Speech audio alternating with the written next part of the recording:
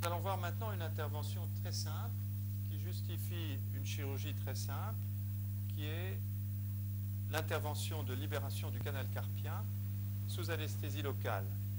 Cette intervention consiste à couper exclusivement le rétinaculum défléchisseur, et donc il faut le repérer de façon très précise, en sachant qu'il s'insère en haut et en dedans sur l'os pisiforme. Voici ici, repéré par la palpation, le pisiforme, et ce ligament s'étend transversalement, légèrement oblique en bas et en dehors. Voici donc le bord proximal du rétinaculum défléchisseur.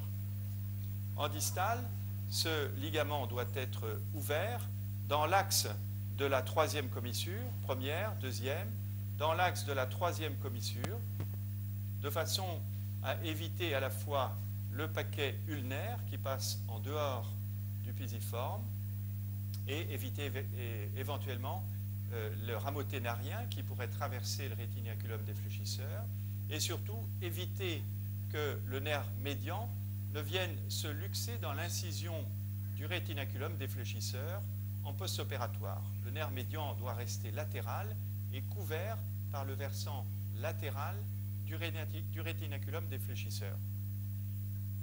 La longueur du rétinaculum varie entre 15 et 20 mm en fonction évidemment de la taille de l'individu, et donc en faisant une incision de 2 cm, eh bien, on a pratiquement la certitude de couper la totalité du ligament.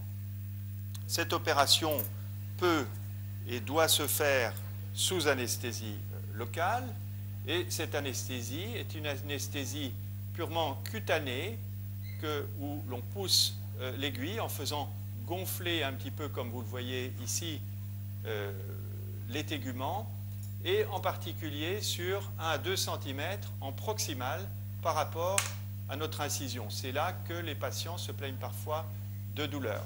Il n'est absolument pas nécessaire de faire une anesthésie plus profonde, elle n'est pas utile, et on peut parfaitement aller jusqu'au nerf médian, et même, si l'on veut le faire une incision d'épinève sous anesthésie locale cutanée, à condition d'avoir la main légère. Alors, bien entendu, on va être un petit peu gêné par la diffusion du produit d'anesthésie, et il faut en permanence tamponner avec une compresse de façon à voir parfaitement ce que l'on incise au bistouri. On commence à placer des écarteurs et on continue toujours en tamponnant à inciser, et on va ainsi repérer une première structure qui est l'épanouissement du long palmaire, la terminaison du long palmaire, qui constitue le plan facial le plus superficiel et qu'il ne faut bien entendu pas confondre avec le rétinaculum défléchisseur. Vous voyez ici, on éponge l'excédent de xylocaïne qui a été injecté.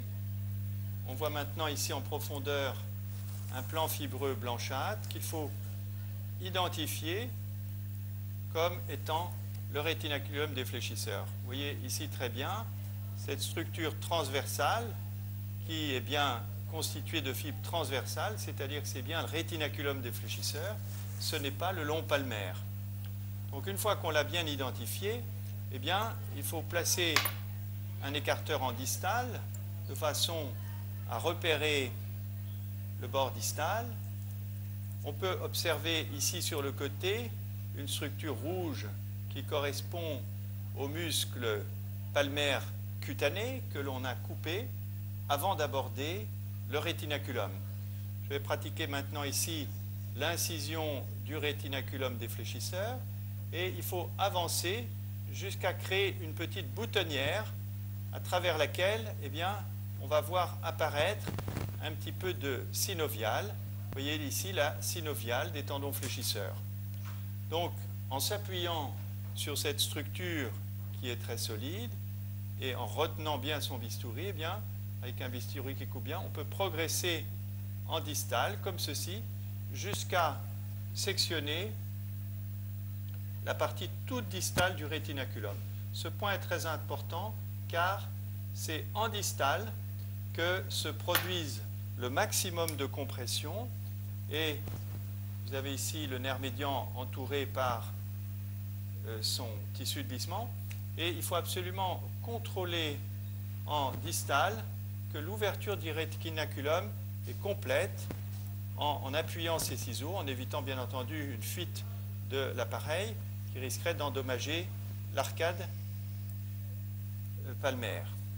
En distal, en proximal,